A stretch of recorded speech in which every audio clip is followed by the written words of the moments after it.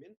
En investigación, sus líneas principales son el juego como herramienta de enseñanza-aprendizaje de idiomas, el desarrollo de la competencia escrita en lengua extranjera en la universidad, la formación de investigadores en el área didáctica de lenguas y culturas, y las poéticas lúdicas en la crítica y la teoría literarias del siglo XX. Tiene muchos proyectos colectivos, no los vamos a mencionar todos. Las publicaciones, más de 80 artículos y capítulos de libros publicados, varios libros, como los que están en el afiche.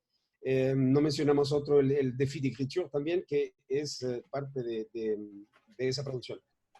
Cerca de 160 encuentros académicos nacionales e internacionales, la mayor parte por invitación, ya serían 161.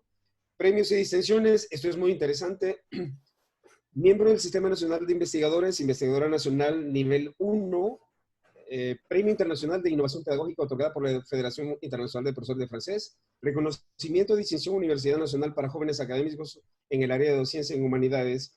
Y para terminar esta presentación, les menciono que ella tiene 5 menciones honoríficas por unanimidad en su doctorado, diploma de estudios superiores especializados, diploma de estudios superiores, licenciatura, diploma de traducción. Hay muchas cosas más que podríamos decir, pero bueno, hay mucha gente que ya la conoce, sabemos la calidad de científico y de profesora que es, y para nosotros es un gran honor poder tenerla aquí con nosotros hoy.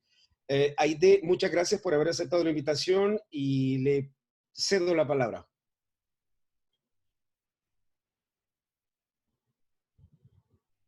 Ahí sí me escucha. ¿Me escuchan? Sí. Ok, perfecto. Me gustaría si Edwin pudiese cerrar su pantalla su compartir pantalla para poder compartir yo la exacto. Muchas gracias. Y ahora compartimos pantalla.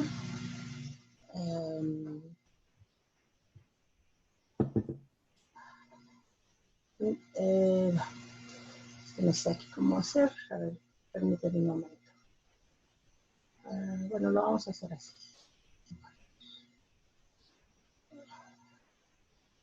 Entonces, pues muchas gracias a la universidad por la invitación. Gracias desde luego a Carlos, al que me da gusto ver después de muchísimos años, verlo en persona, aunque sea a la distancia. Desde luego me da muchísimo gusto también reconocer a varias de las personas que están asistiendo a esta presentación, así como también pues ver caras nuevas y poder presentar un poco mi trabajo. Varios de los que están aquí y a los que ya conozco son personas que trabajan como yo en el área de la enseñanza del francés, pero la charla de hoy se va a dar en español y entonces está dirigida tanto a los maestros de francés como a los maestros de otros idiomas. Y pues agradezco la presentación de Carlos. Hubiera sido un placer poder trabajar con la maestría en esta ocasión. No se pudo, pero seguramente habrá otras oportunidades y por lo pronto estamos ya completando este proyecto. Ojalá que las palabras de Carlos sean proféticas. Dijo que había dado un curso en Australia, todavía no, era Austria, pero yo encantada de ir a Australia. Muy bien, pues bueno, cuando Carlos me invitó a presentarles una conferencia a distancia por Zoom, el primer tema que se me ocurrió fue uno de los que más a menudo se presentan, son justamente las preguntas en torno al juego. Como lo dijo Carlos, pues ya tengo un buen rato trabajando en ese tema. Mi primer taller lo di en 1992 y ya no son 200, ya deben ser como 220, 230. Entonces ya son unos cuantos miles de profesores con los que he trabajado de varios idiomas. Y lo interesante es que a partir de cierto momento les pedí que empezaran a apuntarme en tarjetitas cuáles eran sus preguntas sobre el juego antes de empezar la formación, de tal manera que al final de la formación pudiéramos ver si habíamos contestado o no a sus preguntas.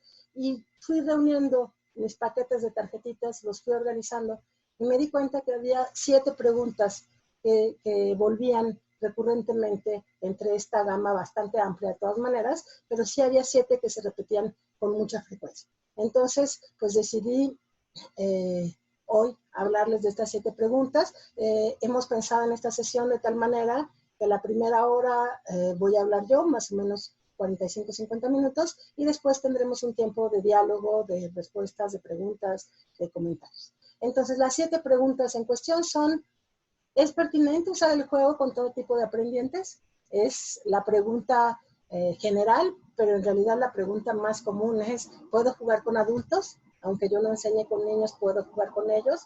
Entonces, ¿es pertinente jugar con adultos, con niños, con profesionales en la empresa, con médicos, con alumnos que tienen poco tiempo, etcétera? O sea, ¿con quién se puede o no se puede jugar? Esa es la primera pregunta.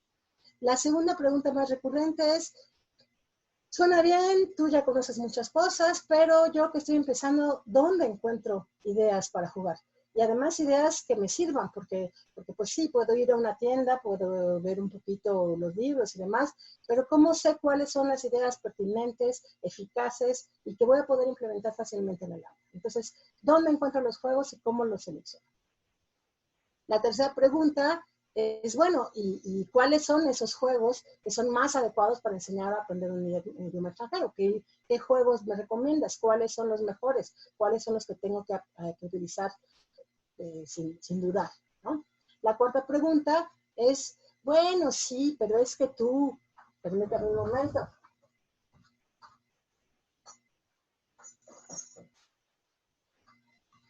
Es que tú compras una bocina de bicicleta y la usas en tus clases, es que tú compras un tamborcito y lo dibujas en forma de mandala, es que tú, si alcanzan a ver allá atrás, coleccionas muchos juegos, es que tú lo que sea, pero yo puedo jugar, es que yo soy gente seria, es que yo ya tengo más de 60 años, es que yo trabajo con adolescentes y no sé qué, es que yo no puedo como... Eso que tú haces lo puede hacer cualquier persona. ¿Cómo se necesita ser como profesor para poder jugar? La quinta pregunta es, ¿cómo le hago para jugar en el aula si a duras penas logro cubrir el programa? Esa es una preocupación constante. Tenemos un programa muy cargado, hay que ver muchísimas cosas. ¿Cómo le hago para, además, ponerme a jugar? Si ya de por sí no me alcanza el tiempo. La sexta es, ¿en qué momentos es más pertinente jugar? ¿Al principio, a la mitad, al final? ¿Para qué? Y finalmente, ¿qué hago si siento que el juego que preparé no está funcionando? Si de repente uno de los alumnos se pone a llorar a medio juego, o si me preguntan algo que no sé, o si me falta una pieza, o si nos faltó tiempo, ¿qué hacer en esos casos? ¿No? Esas son las 7 preguntas a las que quisiera responder hoy. Y si les parece bien, también le voy a mandar a Carlos las diapositivas, o les voy a dar al final, va a ser más fácil, les voy a dar mi correo electrónico y quien quiera tener las diapositivas las podrá tener a vuelta de correo. Entonces, la primera pregunta, ¿es pertinente usar el juego con todo tipo de aprendientes? A esta pregunta yo contestaría. Es muy importante poner en claro, no sé, quisiera saber simplemente, ¿están viéndome a mí o están viendo el texto? Dos. Ambos. Perfecto, ambos. Perfecto. Excelente. Entonces, la respuesta es, a la pregunta de ¿con quién se puede jugar? Se puede jugar con todo mundo. En realidad se puede jugar con chiquitos, grandes, principiantes, avanzados, profesionales, gente que nada más está ahí por el gusto de estar allí, etcétera. Pero lo importante es conocer y tomar en cuenta en la aplicación de nuestros juegos el perfil de esos aprendientes. Es importante, para empezar, tener muy claras nuestras propias representaciones y prácticas del juego, es decir, qué pensamos nosotros del juego y qué solemos hacer en torno al juego. Porque en una investigación que hicimos en 2015-2016 con la Universidad de París 13, veíamos, por ejemplo, alumnos de nivel intermedio a los que les preguntamos si fuera de clase, fuera del aula, jugaban en francés o no, eran alumnos de francés. Muchos de ellos contestaron que sí, de manera sorprendente, más del 30% dijo que sí, se buscaba maneras de jugar fuera del aula. Pero hubo 2 casos muy interesantes de personas que dijeron que no les gustaba jugar en el aula, que no querían jugar en el salón. Y estas 2 personas tenían perfiles radicalmente contrarios. El primero Era un estudiante universitario, joven, 22 años más o menos, que pasaba 5 o 6 horas diarias jugando a diferentes cosas, juegos de video, ajedrez, estos Rubik's, etcétera. Y entonces decía, ¿yo para qué quiero que el maestro me ponga a jugar? Si yo ya sé todo lo que yo quiero jugar, yo lo hago por mi cuenta. Y obviamente sí era un alumno que sabía más de juegos que la gran mayoría de las personas. Y la otra persona que decía que no quería jugar era una maestra de educación preescolar, como de 50 años, que decía, ay no, yo en mi trabajo juego, porque eso es parte del trabajo con los niños, pero si yo voy a un salón, no quiero que se pongan a jugar conmigo, porque yo no soy una niña chiquita, yo no necesito juegos. Pues aquí tenemos prácticas y representaciones muy diversas. Gente que juega 6 horas diarias, gente que no juega jamás, gente que considera que el juego es cosa para chiquitos y entonces se siente infantilizada si lo utilizamos, gente que al contrario está muy contenta de utilizar el juego. Entonces es muy importante entender qué es lo que nosotros pensamos y qué es lo que hacemos, si somos alguien que por sí juega o si nada más va a jugar por el pretexto de poner a jugar a los alumnos, y ver también, ir conociendo a nuestros alumnos para saber cuál es su perfil. Identificar cuáles son las características del contexto, obviamente, con el perfil general e individual, y estar viendo cómo evoluciona. Yo he jugado con grupos empresariales en donde, por ejemplo, el juego como que no lograba impregnar la dinámica, por más que yo intentaba, y me puse a observar, y lo que pasaba es que, aunque jugábamos, el grupo estaba compuesto por el jefe y sus asistentes y sus secretarios. Y entonces, durante el juego, siempre esperaban a que el jefe diera la respuesta. Y los asistentes y las secretarias, aunque supieran la respuesta y la quisieran decir, hasta que el jefe hable, podemos hablar nosotros. Al darme cuenta de que había ahí un freno, cambié algunas reglas del juego para que ya no fuera levantar la mano quien quería hablar, sino que fuera una cosa más al azar. Y cuando ya empezaron a entrar en el juego realmente, se les olvidó quién era el jefe, que las secretarias, las asistentes, y durante el juego eran todos jugadores y alumnos. Y les gustó, luego lo comentamos y les gustó que fuera un tiempo, un paréntesis, en los que se les olvidaba quién era la empresa y estaban realmente ahí como la persona que eran y con las capacidades que tenían. Entonces sí es importante como que ver, se puede aplicar a muchos contextos, pero hay que entender el contexto y también estar buscando diferentes tipos de juegos. Hay juegos que, por ejemplo, que exigen mucha concentración, y si tenemos una escuela donde al lado hay una construcción y que se escucha lo que pasa en los salones de junta y demás, va a ser un poquito más difícil hacer juegos donde haya mucho silencio. Hay juegos que hacen mucho ruido y que van a molestar a nuestros vecinos si la disposición de las aulas no es idónea, etcétera. Entonces, como que hay que tener identificados diferentes tipos de juegos, individuales, colectivos, silenciosos, cortitos, largos, etcétera, para poderse ir adaptando al contexto. También, obviamente, hay que adaptar las actividades. Podemos hacer un juego que en principio es ruidoso, pues encontrar una manera de hacerlo menos ruidoso, etcétera. Analizar siempre lo que está pasando para decir, bueno, esto sí funcionó, ¿por qué? Esto no funcionó, ¿por qué? Ir aprendiendo. Y no sé si les suena esta frase de ser suficiente.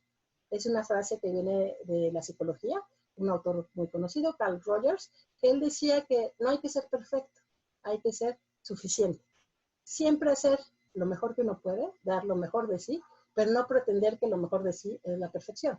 Entonces, darse la posibilidad de probar cosas que a veces van a funcionar muy bien, a veces no tanto, pero con tal de que las analicemos y las ajustemos, van a ir funcionando cada vez mejor. Entonces, no pretender que a la primera ya un juego funcionó, pero sí estar atento de tal manera que la siguiente vez funcione. Esa sería mi respuesta a ¿con quién se puede jugar? Con todos, siempre y cuando sepamos cuáles son las características de esas personas, qué es lo que les vamos a ofrecer, en qué contexto lo vamos a hacer y qué ajustes necesitamos para que las cosas funcionen bien. Al final de esta plática vamos a tener un espacio de charla, entonces no duden en ir apuntando ya sea en el chat sus preguntas, podré leer las preguntas en el chat o apuntarlas en un papelito y hacerlas verbalmente al final. Entonces, esta era tomar en cuenta el perfil de los aprendientes. Ahora,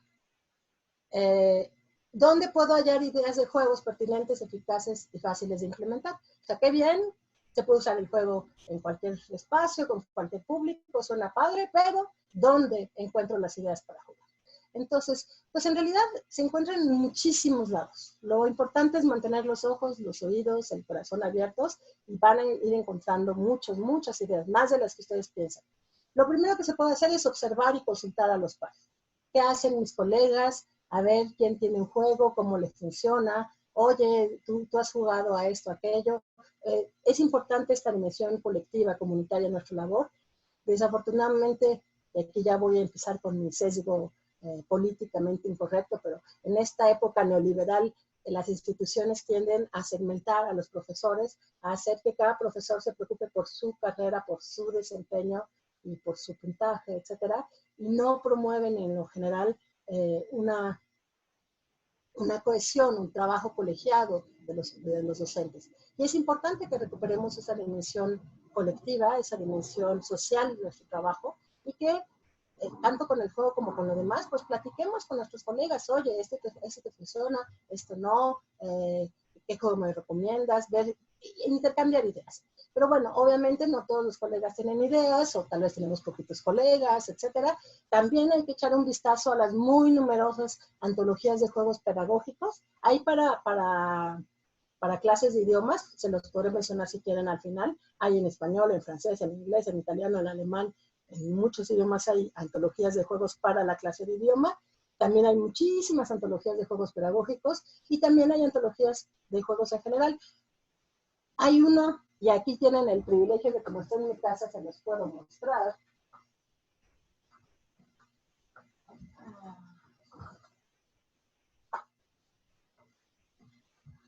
Les voy a mostrar el libro más valioso de mi biblioteca. Este libro es un libro editado, no sé si viene la fecha, no viene la fecha porque no viene escrita, pero es un libro de 1872, una cosa así. Tiene alrededor de 150 años. Lo compré en una librería de viejo por unos cuantos euros hace varios años y tiene una antología de juegos que se practicaban, se llama Gran Enciclopedia General de los Juegos.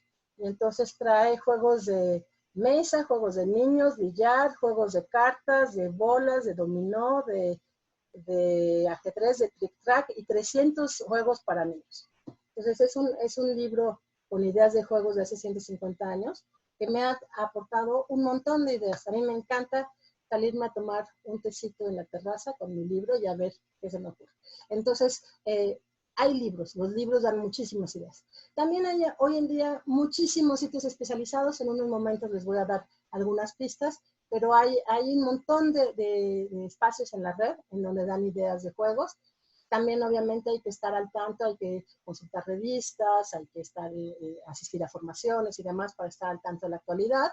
Escuchar también a los alumnos, porque de repente los alumnos dicen, oye, ¿ya jugaste Icon Pop Quiz? Oye, ¿ya viste que existe Quizzes? Oye, ¿ya probaste tal cosa? Entonces también escucharlos a ellos y pues mantener las antenitas prendidas para aprovechar cualquier oportunidad cuando uno va pasando por una tienda, un baratillo, una ludoteca, las casas de los amigos. Oye, ¿esto qué es? A ver, ¿de qué se trata?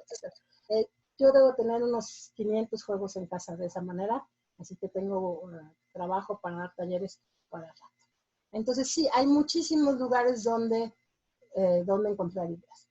También se pueden comprar los juegos, desde luego, no siempre es necesario comprarlos, pero se pueden comprar. Hay tiendas especializadas, hay que preguntar un poco. Cuando uno no está buscando una cosa, no necesariamente la ve aunque la tenga enfrente. Pero cuando ya se ponen a buscar, descubren, por ejemplo, en Santiago de Chile, donde estuve hace poco, y por ahí vi algunos colegas de Santiago, hola Santiago, platicando sobre estos temas, a unos minutos del Instituto Francés de Chile hay una excelente tienda de juegos. Entonces, en 5 minutos van y pueden comprar juegos en esta tienda especializada en juegos. También hay muchas tiendas en línea. Amazon vende casi todos los juegos más conocidos. Las ferias del libro. Aquí en México está la feria anual infantil y juvenil, la feria universitaria, etcétera. Y casi siempre hay juegos también. Todas las ventas de garaje, de la gente que se deshace de los juegos para sus hijos, e incluso el supermercado, en el Walmart, se llegan a encontrar algunos juegos interesantes, algunos de mi colección vienen allí. Entonces, antenitas paradas y verán que empiezan a identificar muchos juegos. En línea, les recomiendo, pueden hacer una captura de pantalla, tomar una foto. No me voy a tardar mucho en esta diapositiva, pero luego si quieren les envío toda la presentación. Pues en francés, las que están en azul, tienen, por ejemplo, Mille et un jeux, Agito, Bonjour de France, IF Prof, mi propio blog, Los Jean Classe de Langue, Les Experts, todo esto. Hay un montón de juegos. Por ejemplo, TV Satmon, que es la última propuesta de la lista, tiene más de 200 juegos en línea específicamente pensados para alumnos de francés. Entonces, realmente hay una oferta inmensa. En inglés, por ejemplo, les recomiendo los que ven allí, el Council tiene muchísimas cosas, pero por ejemplo, Learning Apps, la penúltima en rojo, les permite crear sus propios juegos. Tiene juegos ya hechos y tiene modelos de juegos para crear los juegos que uno quiere. Y en español, para los que lleguen a enseñar español, pues también tenemos varios otros sitios posibles, ¿no? Entonces, pues, simplemente es cosa de que abran los ojos y se pongan a buscar, después ya no van a saber qué hacer con tanto que hayan encontrado. La siguiente pregunta es, ¿qué juegos son los más adecuados para enseñar o aprender un idioma extranjero? Y aquí, obviamente, adrede les puse esta foto, porque no se trata de que el juego en sí sea malo, se trata de a quién vamos a poner a jugar ese juego. Está bien elegido el juego respecto a las necesidades y los intereses de nuestro público. Entonces, ¿cómo puedo elegir el juego que conviene mejor? Pues para empezar, hay que recordar algo básico, pero que a veces los maestros muy jóvenes se entusiasman con el juego y se les olvida. Nosotros no estamos como maestros frente al grupo para jugar. Estamos frente al grupo para hacer aprender. Y si vamos a hacer aprender, lo primero que tenemos que hacer es formular claramente nuestros objetivos de aprendizaje. Si yo no sé qué es lo que quiero que mis alumnos aprendan, va a ser muy difícil que escoja un juego que se ajuste a las necesidades de aprendizaje. Entonces, lo primero que tengo que hacer es qué es lo que quiero que mis alumnos aprendan. Así como no salgo a preparar la cena sin tener una idea de qué es lo que voy a preparar para cenar, porque igual regreso solamente con cosas que entre sí no se pueden combinar para una cena, es importante tener al menos una idea general de cuál es mi proyecto. Aquí igual, para elegir el juego tengo que tener muy presentes mis objetivos de aprendizaje. ¿Qué es lo que quiero que al final de la actividad mis alumnos aprendan? Obviamente, al tener esos objetivos claros, también tengo que tener presente el perfil de los aprendientes. Una cosa es lo que yo quiero lograr, lo que yo pretendo que ellos logren, y otra cosa es lo que, dado a sus condiciones, sí realmente pueden lograr, lo que necesitan, lo que les gusta, etc. Entonces, por ejemplo, por dar un ejemplo del perfil de los aprendientes. Uno de los públicos más difíciles, y aquí varios de ustedes lo saben perfectamente, es el de los adolescentes y los jóvenes adolescentes, de 11, 12 a 14, 15. Los de más de 15 todavía son difíciles, pero ya están más en otro asunto, y si no quieren prestar atención, se desenchufan y se desenchufan. En cambio, los de 11, 12 a 15 todavía requieren mucha atención, todavía andan mucho detrás del profesor, y al mismo tiempo que no los vayan a confundir con los adultos. Entonces, estar en una edad en que no quieren que los trate uno como niños chiquitos, pero tampoco quieren que los trate uno como adultos, sino como lo que son, adolescentes, ¿no? Entonces, es un público especialmente difícil porque si yo les llevo un juego con muchos colorcitos, si yo les pongo un cuestionario Kahoot, van a decir, ay, maestra, pero ese juego, o sea, ya no somos bebés. Y en cambio, si les pongo un cuestionario con Socrates, ay, qué aburrido, qué gris, qué feo. Entonces, es un público muy exigente porque ya no es niño, todavía no es adulto y no le gusta que lo confundan, ¿no? Entonces, eso hay que tomar en cuenta, y nada más para que no se queden con la duda. Y entonces, con los adolescentes que hago, en mi experiencia, un tipo de juego que les gusta mucho a los adolescentes son los juegos de cartas, por las representaciones asociadas a los juegos de cartas. Muchas veces los adolescentes perciben los juegos de cartas como juegos de grandes, porque son juegos para apostar. Entonces podemos hacer juegos donde se apuesten piedritas, donde se apuesten frijolitos, pero el hecho de manipular las cartas y de jugar un poquito como tahúres, aunque sea para trabajar el imperativo de los verbos o cosas así, funciona bastante bien. Entonces, bueno, formular los objetivos, tener presente el perfil y obviamente también tener presentes las condiciones temporales, materiales y espaciales.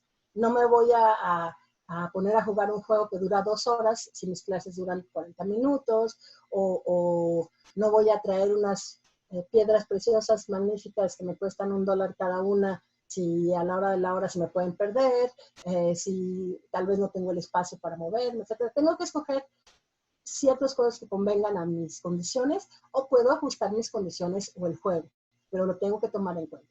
También hay que darle prioridad a los materiales atractivos, robustos y polivalentes. Por ejemplo, mi famosa cornetita no es muy cara, no es difícil de conseguir, es bastante resistente, puede pasar de mano en mano sin romperse.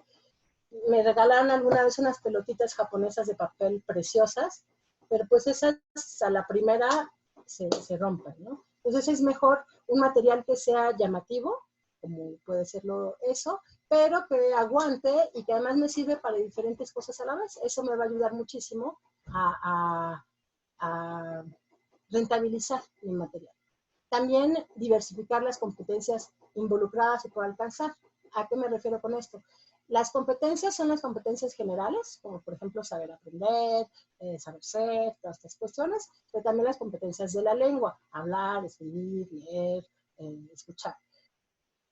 En un juego se requieren ciertas competencias, son las que se están usando para, pero también hay competencias que queremos alcanzar. Entonces podemos hacer un juego en donde haya que escribir, aunque mi competencia vaya a ser gramatical, o un juego en el que hay que hablar y escribir y mi competencia va a ser más bien escuchar, o cosas así. Entonces hay que distinguir qué es lo que estoy usando, cuáles son las competencias que intervienen durante el juego y cuáles son las que quiero desarrollar, y también diversificarlas, no centrarse solo en juegos gramaticales, o solo en juegos orales, o solo en juegos de ortografía, o cosas así, sino diversificar todo este abanico.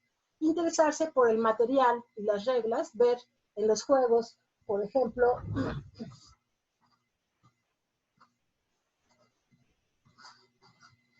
estas todavía no las he usado, las adquirí hace poco, son unas pelotitas de peluche con números y colores, me van a permitir trabajar números y colores, obviamente. El material es interesante, pero la regla, ¿qué voy a hacer con ellas? Porque si simplemente les digo, ¿qué número viene? ¿Y de qué color es? No tiene mayor interés el material. Entonces, tengo que pensar en qué reglas voy a usar y de qué manera eso se va a volver lúdico. También aquí los del Instituto de Chile lo van a reconocer. Lo jugamos hace poco. Te pareces a tu perro, es un juego de memoria en donde no son 2 cartas, sino 2 cartas iguales, sino el dueño y el perro que se parecen entre sí. Y entonces, bueno, ¿cuál va a ser la regla? ¿Vamos a hacer un juego de memoria clásico o más bien van a estar de pie y cada quien va a tener una tarjeta y le va a describir a los demás su tarjeta para encontrar su par, etcétera? Entonces hay que tratar de diversificar las reglas sin descuidar el contexto y sobre todo la respuesta esperada. Siempre lo que nos interesa no es el material, no es la regla, no son las condiciones. Esos 3 elementos son importantes, los vamos a tomar en cuenta, pero el producto esperado es que el alumno se involucre, le interese, se implique en la actividad con motivación, con entusiasmo, sin abrumarse, sin sentirse obligado ni presionado, es decir, con una actitud lúdica. Como cuando estamos jugando, queremos ganar, pero si de repente nos hablan por teléfono, podemos interrumpir un momento el juego. Entonces es eso lo que buscamos, que el alumno se involucre. Pero para eso vamos a trabajar un poquito los elementos que son material, reglas y contexto. Otra de las preguntas recurrentes, ¿resulta compatible el juego con todos los estilos docentes? Claro. Tú sí te vestirías así para ir un día a clases, ¿verdad? Pero no, yo ¿cómo? Yo soy gente seria. Les había platicado a varios de mis alumnos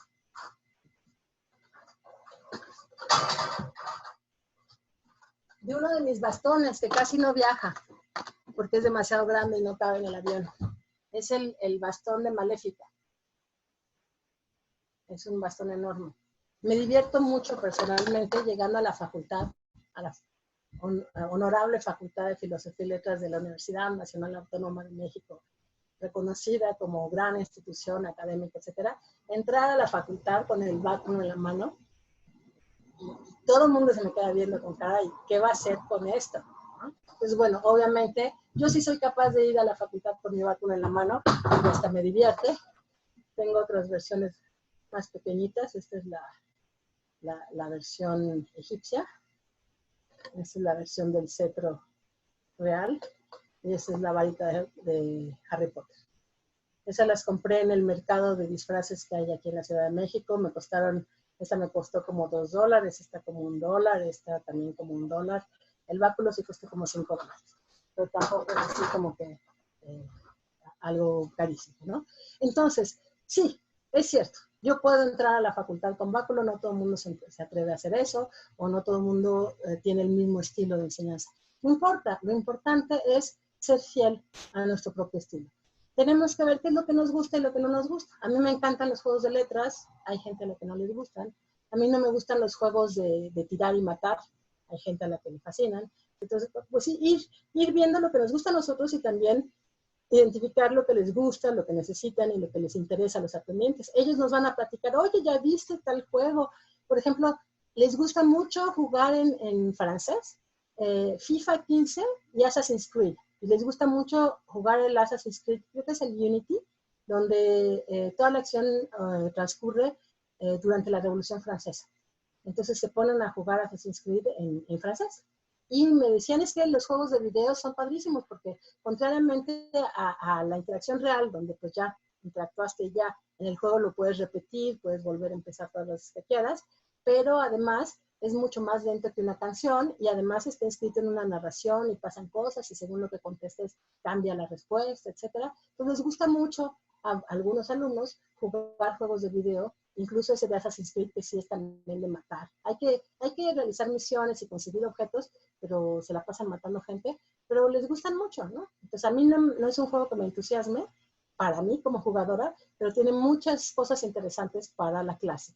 También hay que explorar la diversidad del universo lúdico. No hay un solo tipo de juegos, hay muchísimos juegos posibles. Entonces es interesante explorar toda la gama que nos ofrece. Y desde luego, siempre, independientemente de que sea de cuál sea el juego que elegimos, pues integrarlo dentro de nuestra secuencia pedagógica. No es una capita de dulce, una capita de mermelada encima, una capita de chocolate encima del brócoli. No se trata de nada más darle una pasadita de juego. Se trata de que el juego forme parte de la secuencia, ¿no?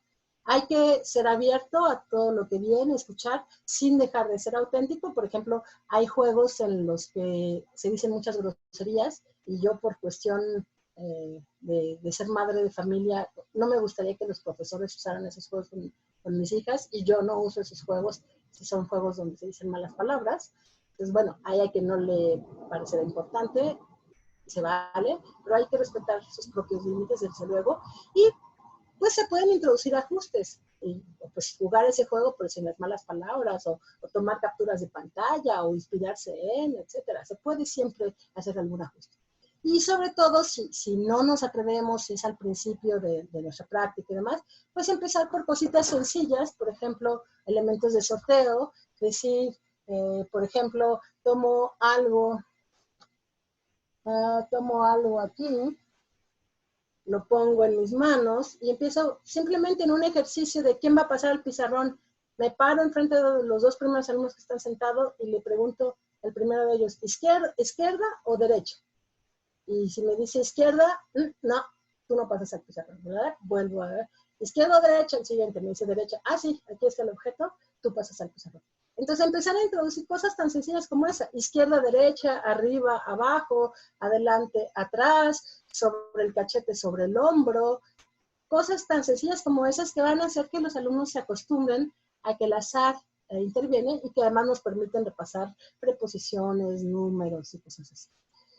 Y pues siempre, sobre todo si vamos a un juego largo y que nunca lo hemos usado, pues si vemos que no funciona o que se nos olvidó algo o que no nos gusta cómo se está dando, siempre, como en cualquier otra circunstancia, tener lista otra actividad que podríamos realizar para no quedarnos así en blanco.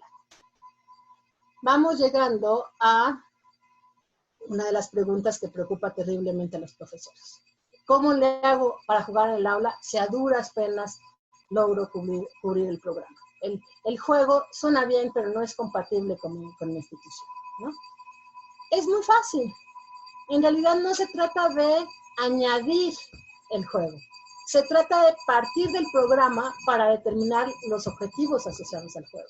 Entonces, no es un elemento extra, no es una cerecita sobre el pastel, no es algo que de repente cuando nos quedan 5 minutos vamos a introducir. Es algo que vamos a integrar al proceso de enseñanza-aprendizaje. Y como tal le vamos a dar objetivos, va a formar parte de los elementos que podemos evaluar, los alumnos van a ver que está inscrito dentro de una secuencia, etc. Toda actividad lúdica es un conjunto organizado de tareas y cada una de esas tareas cumple con un objetivo preciso. El juego en el aula sirve tanto el juego en sí, el desarrollo del juego, como la preparación del juego. Podemos hacer que los alumnos redacten tarjetas de juego utilizando el imperativo. Y tal vez la preparación nos va a tomar 40 minutos trabajando el imperativo y el juego dure 5. Pero justamente el objetivo era que prepararan las cartas, no tanto que jugaran, pero sí viene dentro de la secuencia que, bueno, preparan las cartas, juegan y luego se hace una retroalimentación. Entonces ustedes pueden elegir cuál es la parte del juego que les va a resultar útil para sus objetivos de aprendizaje. Puede ser la preparación, puede ser el desarrollo, puede ser la retroalimentación, o 2 de esos elementos, o los 3 elementos. Pero tienen que saber qué están haciendo. No le pueden dedicar 2 horas a preparar con los alumnos un juego cuyo interés está en el desarrollo al que le van a dedicar 10 minutos. Entonces sí, desde luego es una administración de tiempo, pero eso es con cualquier otro recurso que utilicemos, pasa lo mismo. Y desde luego, para no perder tiempo, es muy importante cuidar la calidad de las instrucciones dadas. A veces se pierde mucho tiempo porque se explica toda la regla del juego, nadie entendió nada, y entonces hay que volverle a explicar cada vez. O se explica mal, o no se explica lo necesario, o etc. ¿no? Entonces hay que trabajar un poquito, sobre todo en los juegos, hay que trabajar bien la cuestión de las instrucciones, que sean muy claras, que sean muy oportunas, darlas en el momento en que se tienen que dar, y estar muy atento al manejo del grupo. En general, los juegos promueven un buen ambiente en el grupo, pero de tan buen ambiente que promueven, de repente se nos puede salir de las manos, desde luego. Esa es otra de las preocupaciones recurrentes. ¿Qué hago con la disciplina? Pues justamente hay que prever dentro del juego mismo ciertas barreras disciplinarias en cuanto al ruido. Por ejemplo, hay algunos juegos donde hay que dar de manotazos. Yo a menudo les pido a mis alumnos que por favor se quiten los anillos o toda joya que traigan en las manos, porque si estamos dando de manotazos y alguien trae un anillo filoso, puede lastimar al de junto.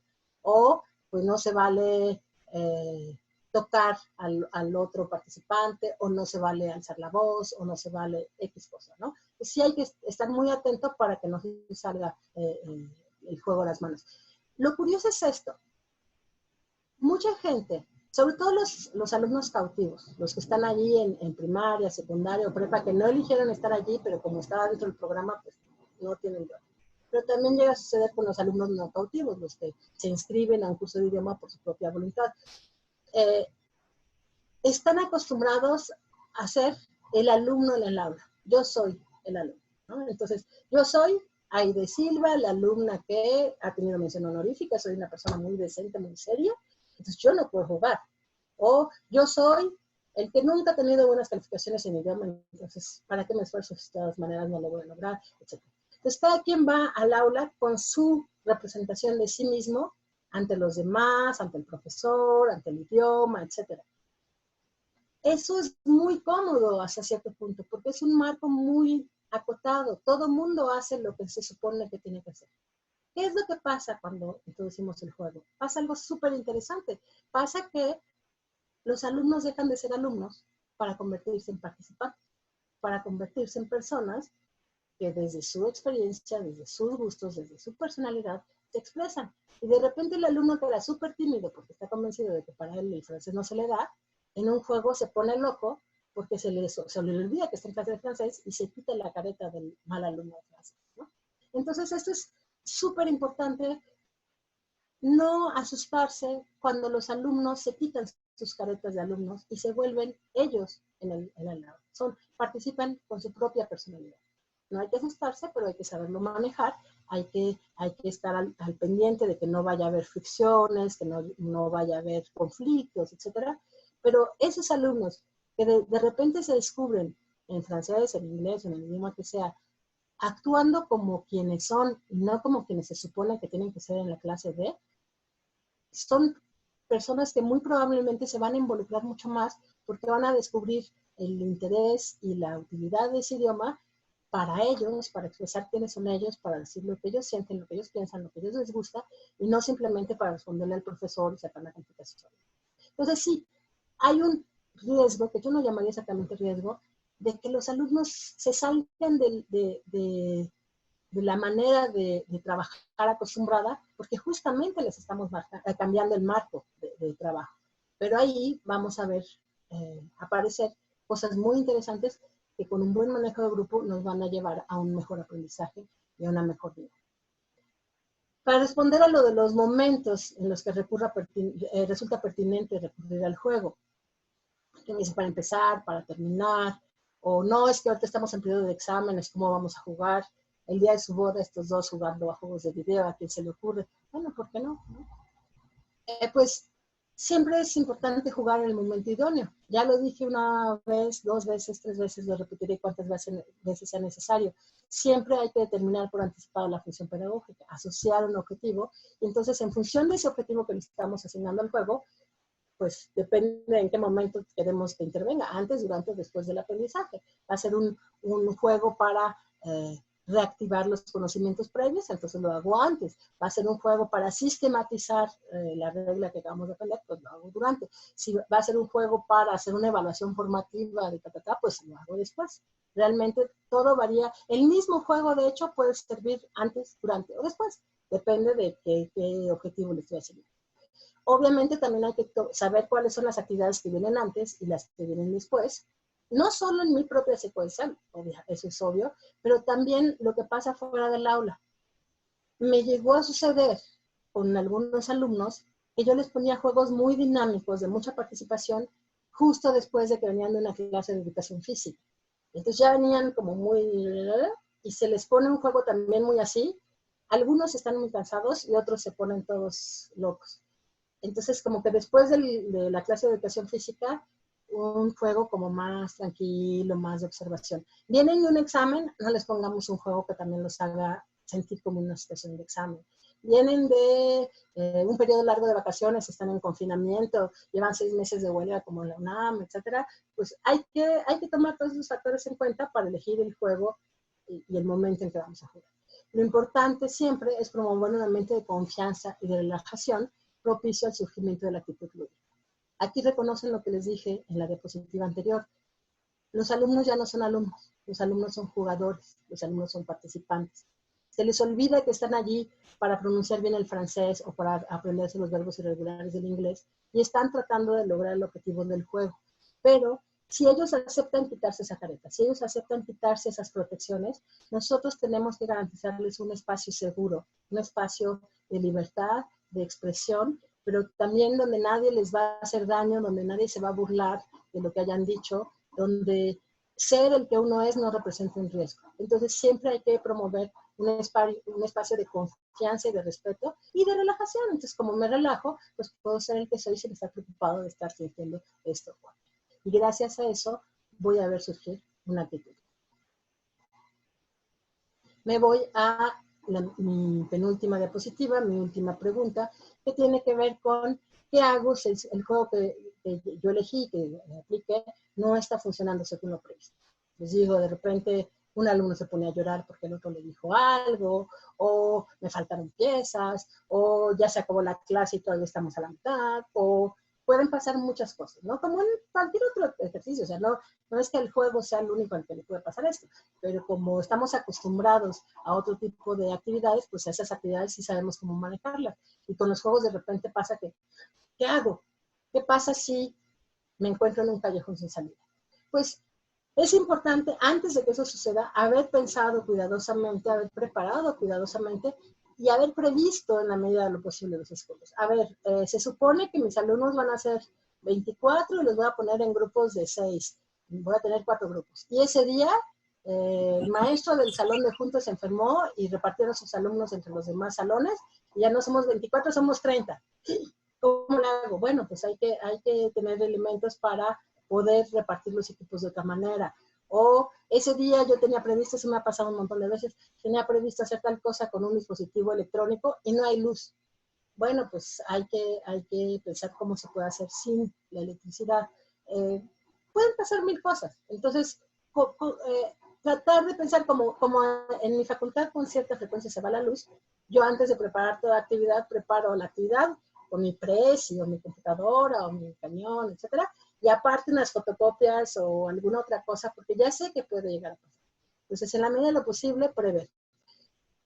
Excepto por causas de fuerza mayor, como que empieza a temblar y hay que desalojar el edificio, que también nos ha pasado, no interrumpir justamente la actividad. No decir, ya, no, qué horror, cortamos. Porque eso, por un lado, frustra a los alumnos y también demuestra que no saben ustedes qué hacer. Entonces, tratar como de salir elegantemente del momento para no dejar frustrado a nadie y para conservar el control.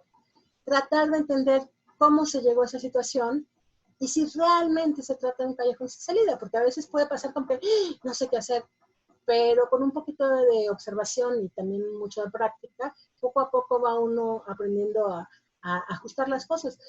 Yo llevo muchísimos talleres de juego y de repente me doy cuenta que se me olvidó un material, o que el número de participantes no correspondía, o que el público no se interesa por eso, etcétera. Pues en ese momento hay que saber reaccionar y saber ajustar. Es también cuestión de experiencia, y la experiencia solo se adquiere haciendo las cosas. Y por lo tanto, pues aprender de esa experiencia y atreverse de nuevo. No porque una vez se nos quemaron los frijoles, se van a quemar siempre los frijoles. Hay que entender cuál fue el factor que falló y tratar de mejorar la vez siguiente. Entonces, este tema no estaba previsto, pero me pareció que era importante el tema de último momento, que es jugar durante el confinamiento. No sé cómo están en cada uno de esos países, no sé cómo les esté yendo, pero me pareció interesante darles algunas ideas sobre qué hacer en este periodo tan específico. Hay que aprovechar todo tipo de materiales. Incluso en las clases en línea se pueden aprovechar los materiales tangibles, los que se pueden tocar, mover, oír. Hay muchos materiales en línea, les voy a dar unas ideas en un momento, y todas las funciones de las herramientas tecnológicas. Se pueden ocultar cosas, se pueden mover cosas, etcétera. Pues ir viendo con esa herramienta qué podemos hacer. Desde luego, si es la primera vez que lo hacemos, mejor elegir reglas de juego sencillas, no lanzarse en una cosa súper complicada, sino empezar con algo relativamente sencillo que vamos a poder controlar mejor y aprovechar justamente ese potencial del juego para crear un entorno propicio a la motivación, a la participación y a la implicación. Si no es muy fácil, yo ahorita en mi pantalla estoy viendo muchos rectángulos con nombres y están en negro y en nombre. Entonces yo no veo a los alumnos, yo no sé si ya se pueden tomar un café, si realmente están allí, etcétera. Si logro que durante un juego estén allí, no porque tienen que estar allí, sino porque quieren estar allí, porque les interesa la actividad, porque tienen ganas de participar, porque están implicados, pues qué mejor. Y obviamente permanecer atento en la medida de lo posible la actitud de los participantes, ver qué tal están recibiendo las cosas y decidir si continúo o no. De manera concreta, les recomiendo, y esto si quieren ahorita que empezamos con las preguntas, vuelvo a las diapositivas donde había cosas por apuntar para que las puedan apuntar con calma, pero por ejemplo para las clases en línea les recomiendo accesorios virtuales como son cronómetros, ruedas de la fortuna, dados, generadores de grupos. Todo eso lo encuentran por ejemplo en un sitio que se llama Wheel of Names. Existen varios idiomas, en español, en francés, etcétera. Entonces, pueden poner una actividad y poner en la pantalla un cronómetro que va indicando cuánto tiempo queda, etcétera, y que al final hace ¡wow! De una manera muy espectacular. Hay también bueno, de hecho ahorita, ya que estamos aquí y que lo podemos compartir, no hay que desperdiciarlos. ¿Cómo? Y de ahí abrir, ahí está. Entonces, este es el... Sí ves la rueda, ¿verdad? Es una rueda en que yo, por ejemplo, aquí tengo en mi pantalla a Carlos, a Clara, a Vane, a Helen y a Jaime, por decir algo. Conforme voy llenando mi cuadrito aquí, se va llenando la rueda y acepta 20, 30, 40. Le hago clic para girar. No vemos la rueda. ¿No ven la rueda? Bueno, ¿ven la pantalla? Estamos viendo las diapositivas. Ok. que no están viendo. Ajá, ya veo. Cerrar. Aquí. Bueno, vayan ustedes abran dentro de un rato el enlace, déjenme ver si puedo compartir la pantalla. Sí, hay que darle la opción de compartir pantalla, por favor. Sí, sí, es lo que quiero hacer, pero... Hay que dejar de compartir para compartir otra pantalla. Exacto, es eso, más bien. Nada más que estoy viendo dónde está, porque ya no tengo las opciones de compartir y no compartir. Eso debe estar en algún otro lado. A ver, chatear, ¿no? Ocultar, ¿no? Tampoco. No sé por qué no sé por qué. Ah, está en pausa, ok. Reanudar, no funciona. A ver, ahí está. ¿Ahí sí la ven? Sí. Ok, entonces aquí yo puse los nombres, le hago clic, no sé si la ven girar. Sí. Sí. Entonces, por ejemplo, aquí salió Vane. Pero si, por ejemplo...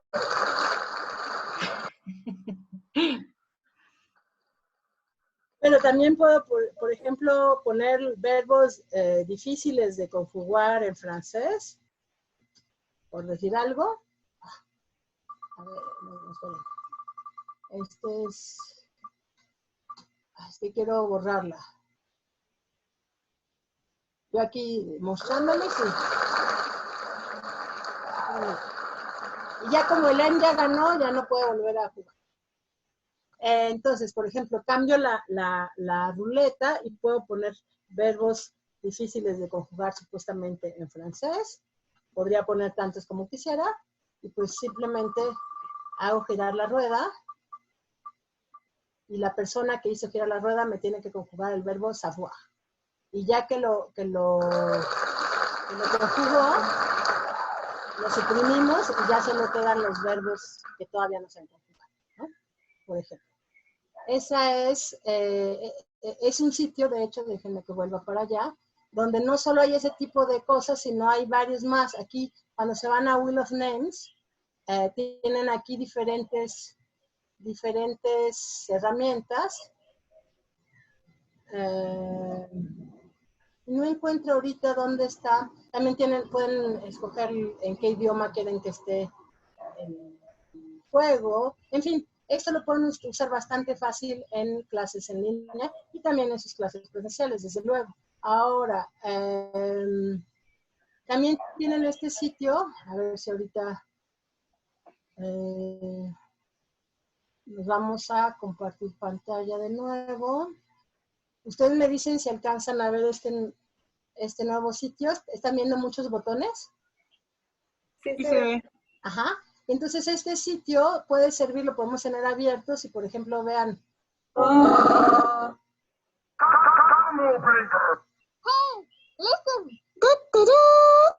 Entonces puedo estar haciendo una dinámica de grupo. Cuando hay una respuesta correcta, hago... Pero cuando la respuesta no es correcta, hago...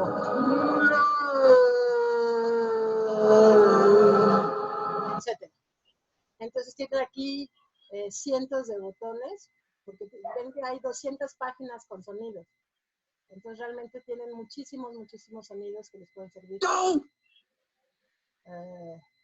No, este no, porque justamente tiene... ese tenía groserías. Entonces ustedes tienen que ir familiarizándose con estos para los cuales les funcionan mejor. También tienen, no sé si conocen el sitio de tarjetitas de flashcards que se llama Brainscape.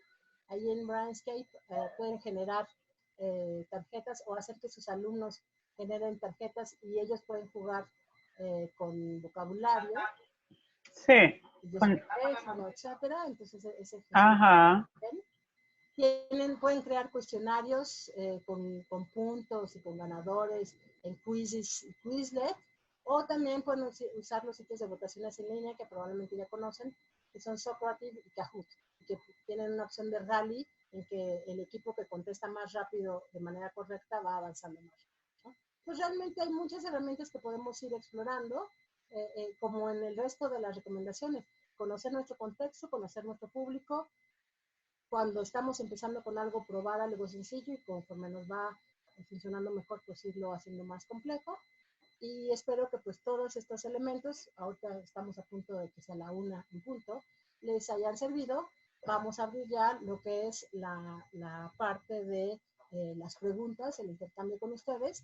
Les dejo durante un momentito la diapositiva con mi correo electrónico, el sitio de Academia, unamacademia.edu, donde están la mayoría de mis publicaciones, casi todas en francés, algunas están en español, y un blog que ya no estoy actualizando desde hace un tiempo, pero que tiene como 600 ideas de juegos, así que también ahí van a encontrar muchas ideas, que también está casi todo en francés, pero en la parte de los recursos para reutilizar, hay recursos en francés, en inglés, en español, en italiano y en alemán.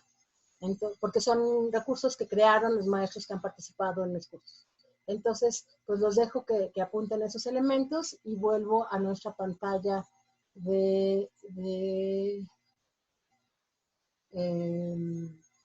nuestra pantalla principal para poderlos escuchar y responder a sus preguntas.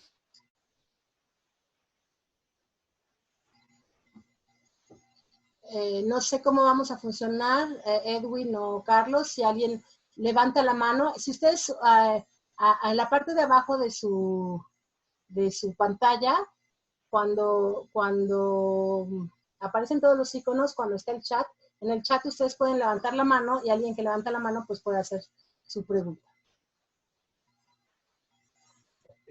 Bueno, yo quisiera primero, Aide, leer las preguntas que están en el chat y después pasar a las preguntas. Sí que yo no sé, ahorita ya por eso estoy cerrando esto, porque no sé dónde quedó mi pantalla con ustedes y entonces pues no los veo, ni el chat. A ver, porque digo, aquí está hablando, te veo a ti. Solo denle la opción de dejar de compartir pantalla, Aide. Yo creo que sí, es lo que vamos a hacer, que sería dejar de, exacto, y ahí estamos, y ya entonces puedo ir al chat, de acuerdo. A ver, vamos a responder a las preguntas que ya estaban aquí iniciales. Sí. Ejemplo concreto de un juego relacionado con el desarrollo de algún acto de habla o competencia lingüística en la expresión oral. ¿Cuáles son los juegos más adecuados que podemos hacer en una clase en línea? Y un ejemplo en expresión escrita. Voy a tratar de dar una respuesta completa y breve para también responder a las otras. Ejemplo concreto con algún acto de habla o competencia lingüística. Estoy pensando ahorita. En francés, a los alumnos se les dificulta mucho distinguir dos tiempos del pasado. El passé composé, que se refiere a acciones más puntuales, y el imparfait, que es para acciones más de mayor duración, que serían el pretérito y el copretérito. Entonces, por ejemplo, les hago que inventemos todos juntos una historia, y cada vez que yo hago así, es una acción puntual, me tienen que proponer un verbo en passé composé, en pretérito, y cada vez que hago así, me tienen que proponer un verbo en copretérito, en imparfait. Y entonces vamos inventando juntos una historia y obviamente, pues entre más loca y excéntrica, les gusta más. Si no quiero inventar una historia, también puedo partir de una historia, leerles la historia y detenerme antes de cierta palabra. Y por ejemplo, érase una vez una niña muy bonita que vivía en, y hago una palmadita. En francés, según el país, si empieza con vocal o no, si es masculino, singular, plural, etc., puede ser un o en plural o a. Entonces, que vivía en, no me pueden decir cualquier país, me tienen que decir un país que convenga con esa preposición, ¿no? Entonces, por ejemplo, ahí serían ejemplos que tienen que ver con hablar, pero también con elementos de gramática. Eso se podría hacer en una clase en línea. Perfectamente podría yo hacer mi señal y que los alumnos propongan en el chat diferentes opciones, ¿no? En un juego en el ámbito de la expresión escrita, hay uno que me divierte mucho y que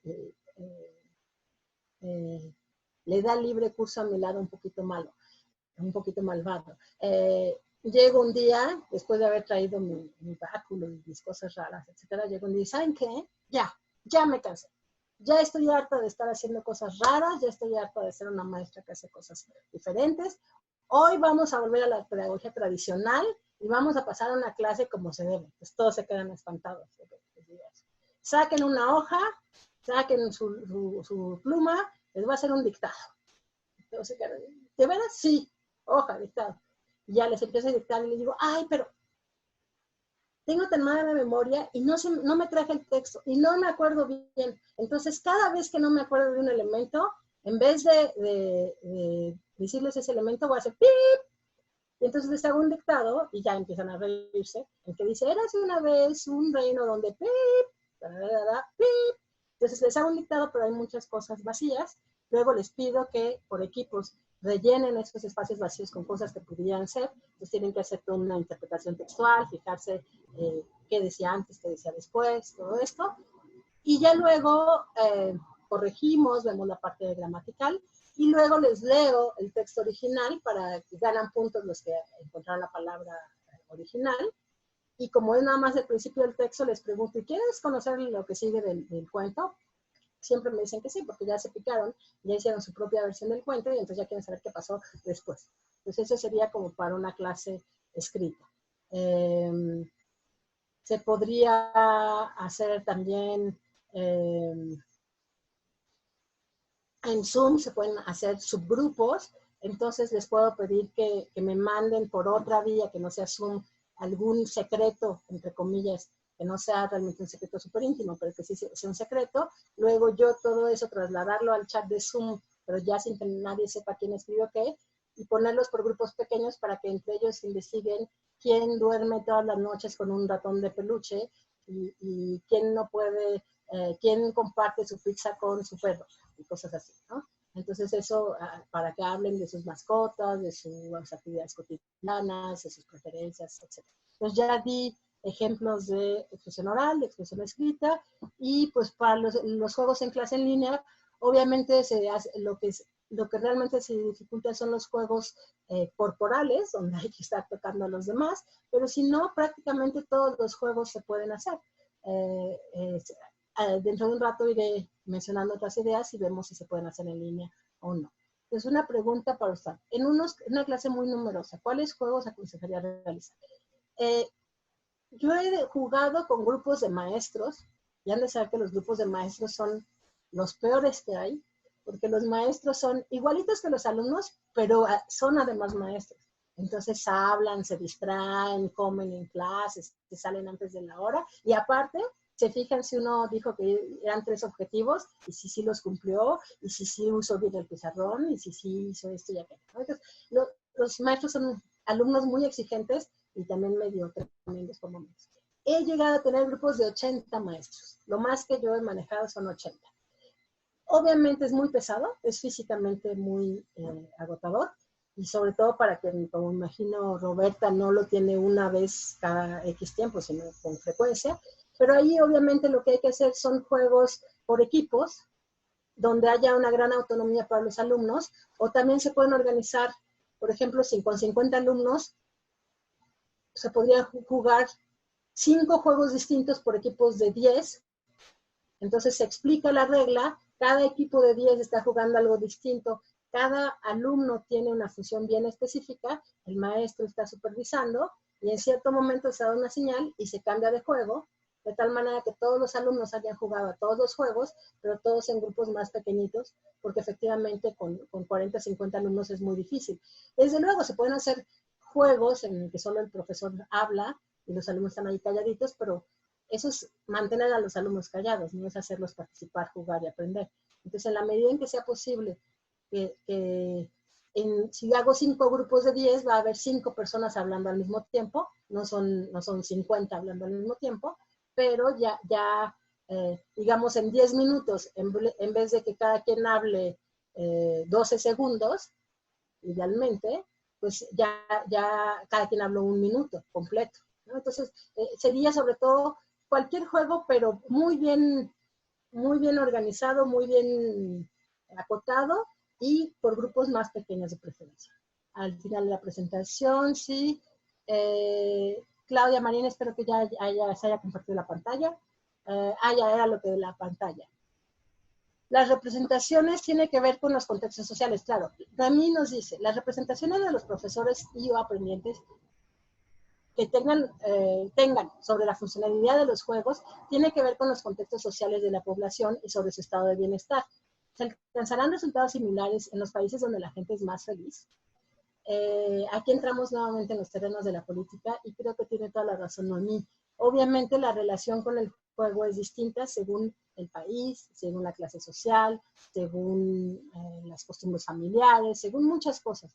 Hay países de nivel muy avanzado socialmente, en los que el juego es una práctica muy común, y de hecho les puedo dar el ejemplo específico de Alemania.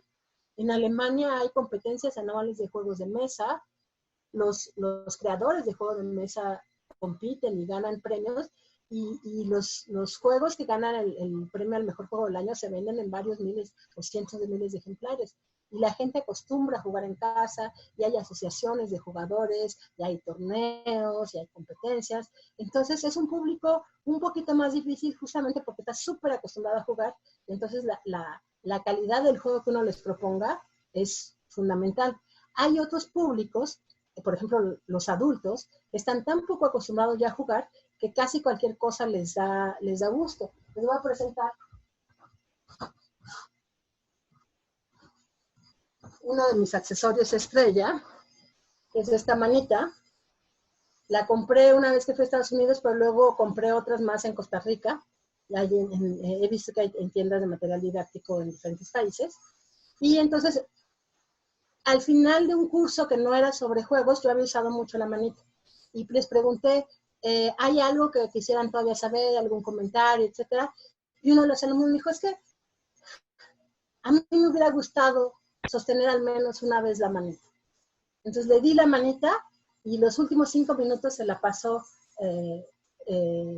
señalando a quien iba a hablar con la manita y estaba feliz.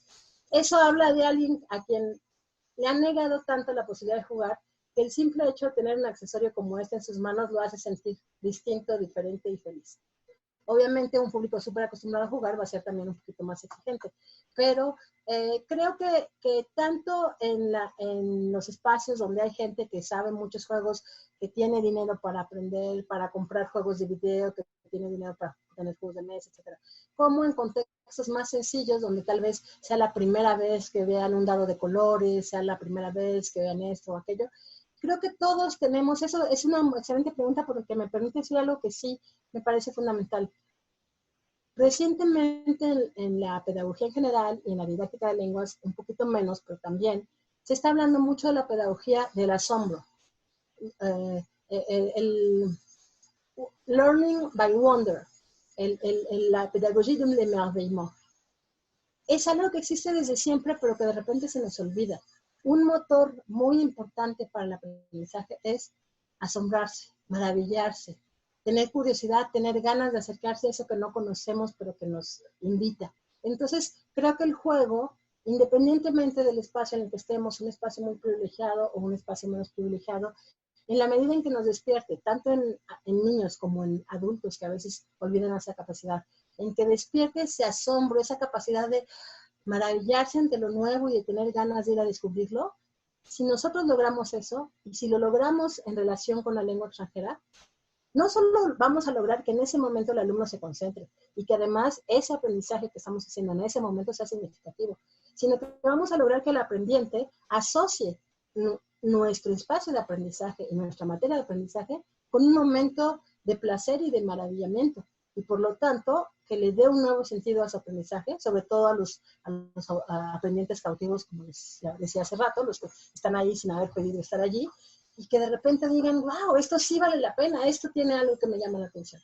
Entonces, a mí me ha pasado, he tenido una alumna en especial que no le gustaba para nada el francés, y que de tanto jugar, empezó a jugar ya no solo conmigo, sino con sus compañeras de clase, y le empezó a gustar el francés porque era el idioma en el que jugaba. Entonces, creo que sí es importante este juego.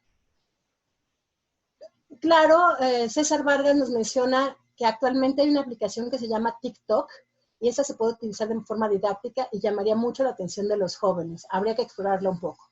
Conozco TikTok, mis hijas que son adolescentes la usan mucho, Creo que sí, efectivamente, se podrían hacer cosas interesantes con TikTok. No la he explorado todavía, pero pues si tienen algunas ideas, habrá que compartirnoslas. Jorge Izaguirre nos pregunta acerca del ejemplo sobre el grupo empresarial con el que trabajó. ¿Cómo logró hacer que no existiera esa situación en comunidad y que todos pudieran participar sin sentir miedo a ser juzgados? Pues como les comentaba, el asunto, también eso, gracias Jorge por la pregunta, porque me permite tocar otro punto importante.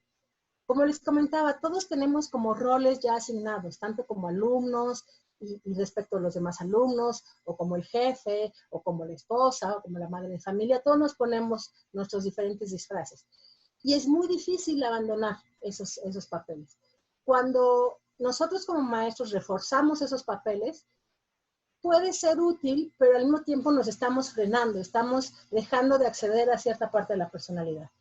Y entonces, ¿cómo lograr eso? ¿Cómo lograr que la gente ya no se perciba como soy el jefe o soy el ama de casa o como soy la mejor del salón y no me puedo equivocar o como soy el peor del salón y todo no me importa lo que yo diga o como, etcétera? ¿Cómo logramos que la gente se zafe de eso? Pues justamente introduciendo el azar. El azar es un elemento fundamental del juego que a los maestros les da pavor porque si es el azar, entonces, ¿qué voy a hacer? También es algo que yo no sé. O sea, que se nos sale de las manos, pero yo siempre hablo de domesticar el azar. O sea, el azar se puede domesticar. Uno puede utilizar el azar a su favor para hacer que las cosas funcionen mejor. En el caso del grupo empresarial, pues de repente les dije, es que ya no va a ser por quién quiere participar, quién levanta la mano, ahora les traje este dado, esta rueda, y ahora va a ser el que diga la rueda, el que nos va a dar la respuesta. Y conforme los otros alumnos que no se atrevían a levantar la mano antes que el jefe, se fueron dando cuenta que ellos también podían participar y que en cualquier momento yo les podía preguntar a ellos y no al jefe, de repente se fue nivelando la situación de participación y no hizo que dejaran de respetar al jefe.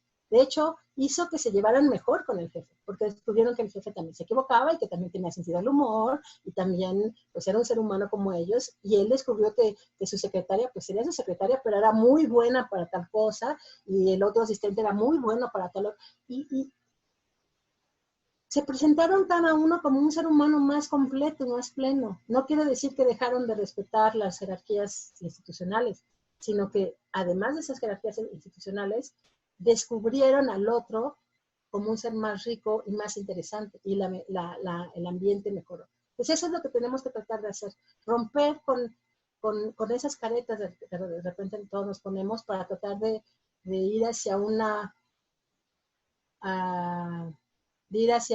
relación más respetuosa, más auténtica también, tanto entre ellos como con nosotros.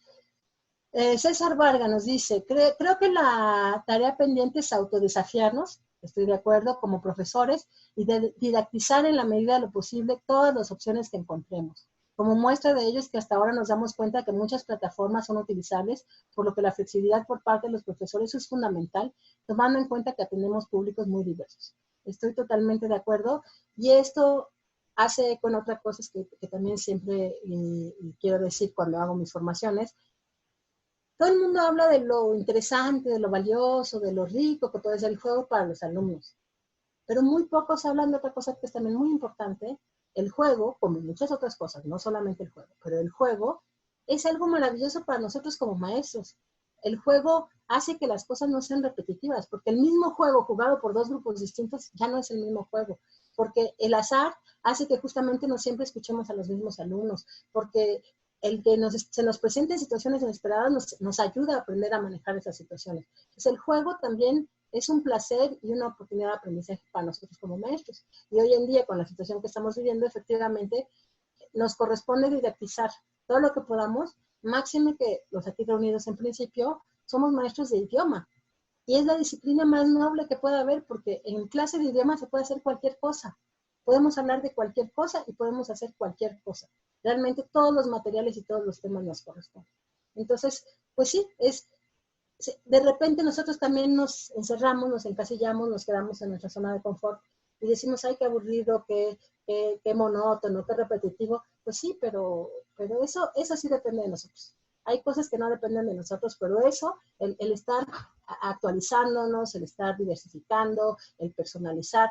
Y ustedes lo saben, la cara de un alumno que de repente siente que uno prepara algo para él, que esto es a la medida de lo que él necesita y que le funciona, es algo inefable, algo que independientemente de lo que nos paguen o no nos paguen o nos reconozcan o no nos reconozcan, la cara de asombro y de maravilla de un alumno que aprende y lo disfruta es algo que nadie nos va a quitar, ¿no? Entonces, Alexis Espino sugiere profundizar sobre el fundamento epistemológico del juego como técnica o estrategia de aprendizaje, ya que muchos no creen en el uso de juegos en clase. Bueno, como no hay muchas preguntas, todavía contesto a esta con más calma.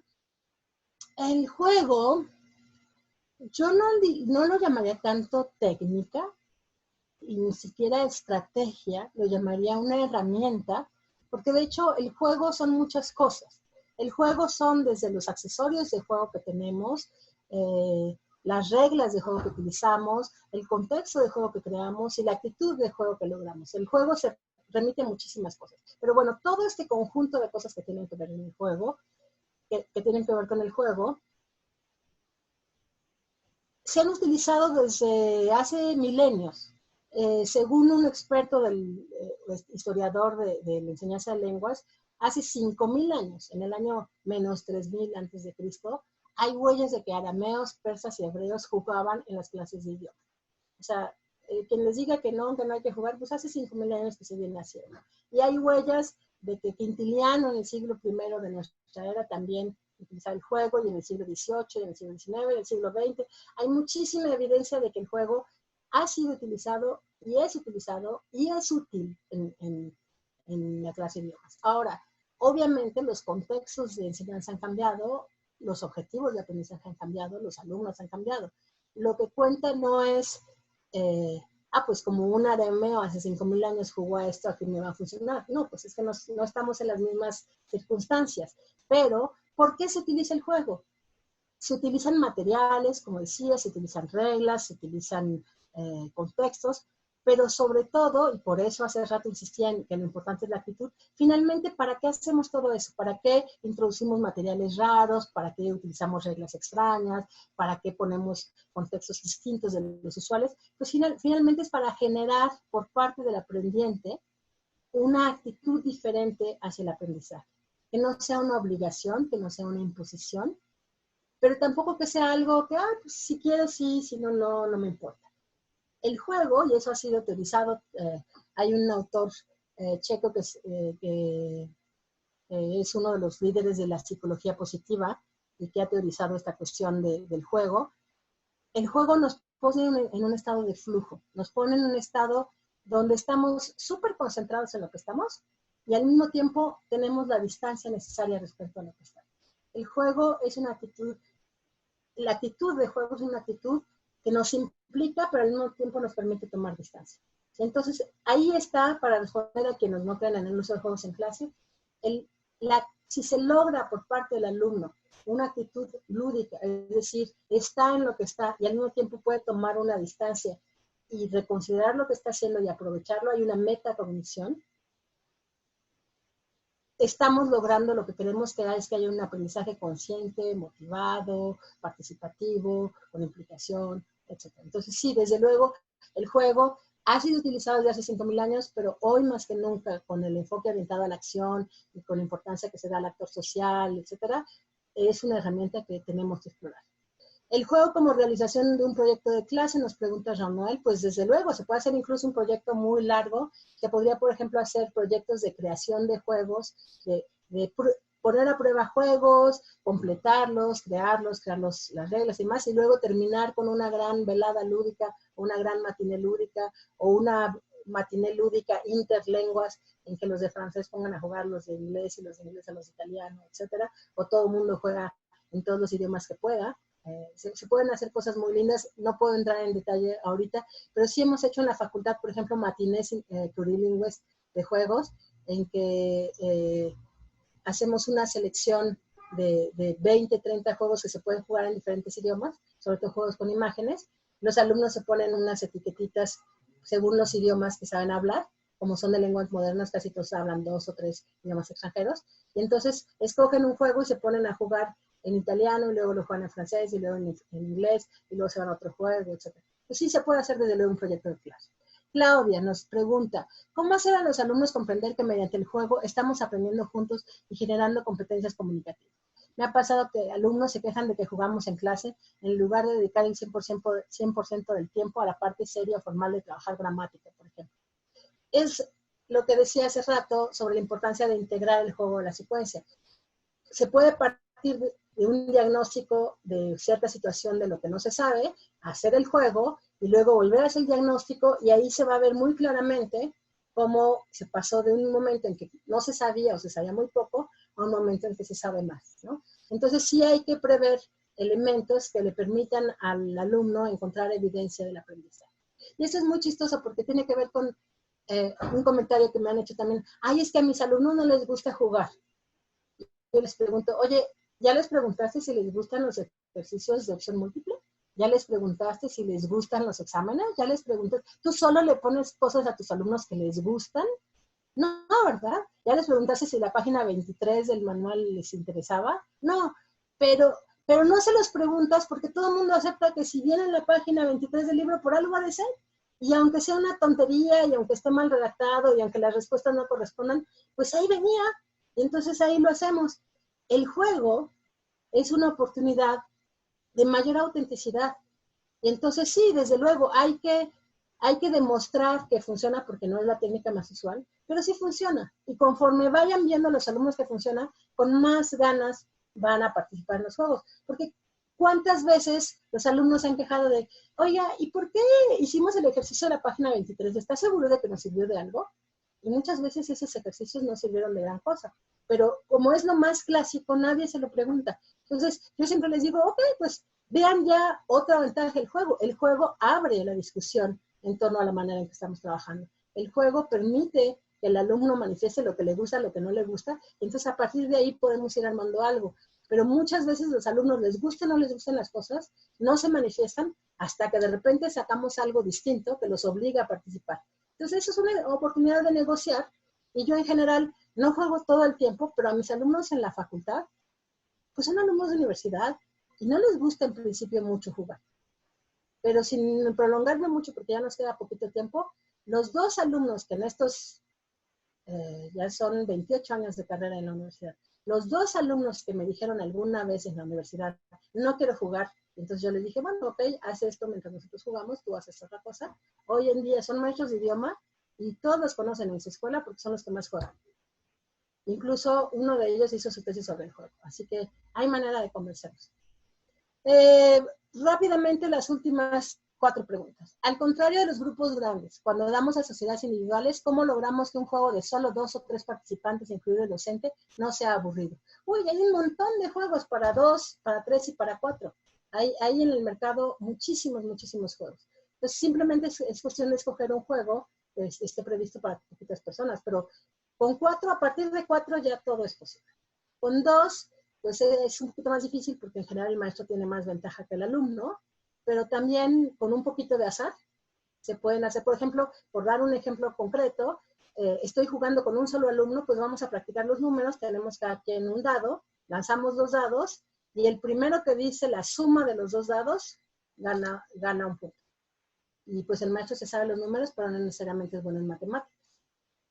Entonces tenemos que buscar juegos que les den a los alumnos chance de ganar, donde no sea la competencia lingüística la única que cuenta.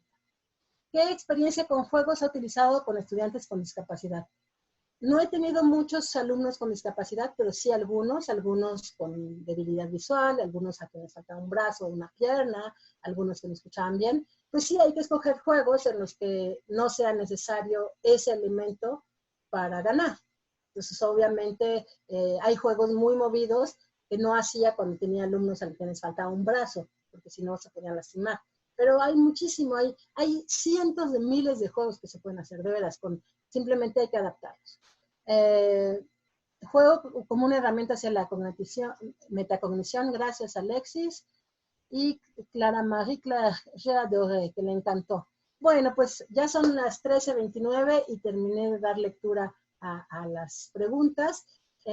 Les vuelvo a poner por última vez normalmente ahí tienen mi dirección electrónica. Todo lo demás se los puedo enviar nuevamente. Recuerden que la presentación con todos los enlaces y demás se las puedo enviar. Nada más díganme que participaron en la presentación aquí en la UNA y en este correo silva8a@unam.mx. Ahí, a vuelta de correo, yo les hago llegar la presentación. Le voy a ceder la palabra a Carlos para cerrar la presentación. Sí, bien. Creo que ya no hay más preguntas, ¿verdad? Yo solo quiero hacerle una preguntita así rápido. ¿Cómo está la investigación en el juego? ¿Hay muchas tesis actualmente en ese sentido? Hay muchas tesis, no demasiadas, pero sí suficientes. Luego, si tú me escribes, te mando un artículo que está a punto, no, que ya salió publicado en Recherche Formation, que es un balance de la investigación en juego en francés entre 2008 y 2018, sobre las tesis y las revistas. Estamos preparando otro libro también con colegas de Francia y Estados Unidos, y en Estados Unidos hay mucha investigación en torno al juego. Hay autores muy interesantes que están trabajando mucho, sobre todo con juegos digitales. Está Jonathan Reinhardt, Julie Sykes. También podría enviarles, si me piden también que les mande una bibliografía y el artículo, para quien lea francés, el artículo sobre la investigación sobre juego entre 2008 y 2018. Adelante. Y bueno, aprovechando que Carlos abrió el tema, espero que tengamos oportunidad más adelante, ya sea en este contexto o en otro, pero podría ser aquí. Estamos ahorita en la UNAM trabajando en un proyecto de un robot para el aula de idiomas que presente juegos. Es un robot para el aprendizaje lúdico del francés. Entonces, cuando tengamos un poco más de avances, ya les estaremos platicando, porque, bueno, hablamos hoy del aprendizaje a distancia y con algunas cuestiones tecnológicas, pero la robótica no está muy presente en el campo de los idiomas, y cuando lo llega a estar, lo es de manera muy clásica y, diría yo, incluso conductista. Entonces, estamos tratando de proponer un modelo de una plataforma robótica que no esté basada en el conductismo, sino que al contrario promueva el interaccionismo dentro del aprendizaje. Entonces, dentro de algunos meses ya les estaremos platicando sobre esos robots. Bien, muy bien. Son tantas cosas que yo noté que, bueno, no, son demasiadas. Es un tema súper interesante que no tenemos la costumbre de tratarlos en las universidades, por ejemplo, aquí en Honduras, y es necesario, pues, ya sea para las carreras de lenguas o las clases en general. Es interesante ver la pasión que usted tiene también por el juego, por su trabajo, por su campo disciplinar. Eso también lo llena a uno de alegría y lo motiva, pues, a seguir en esto. Si no hay más preguntas, bueno, quiero agradecerle enormemente de parte de la Facultad de Humanidades y Artes y de la Maestría en Didáctica de Lenguas y Culturas por habernos compartido un poco sus conocimientos. Esperamos volver a tenerla con nosotros, ya sea de manera virtual o presencial. Existen las posibilidades todavía. Ojalá que usted pueda tener tiempo y no tengamos inconvenientes y poder traerla acá. Claro, yo espero que sí, que el año que entra esté yo por ahí en Tegucigalpa con ustedes. Podría ser, sí. Vamos a ver. Les cuento, y aquí se van a enterar todos, pero estamos muy en contacto con Mariel Rispay, y estamos ahí planeando algunas cosas, entonces excelente. Ya estaremos viendo eso. Excelente. Y una última, bueno, creo que ya mencionó algo usted sobre, generalmente en sus formaciones, yo estuve en una suya allá por el 99, en el Belk.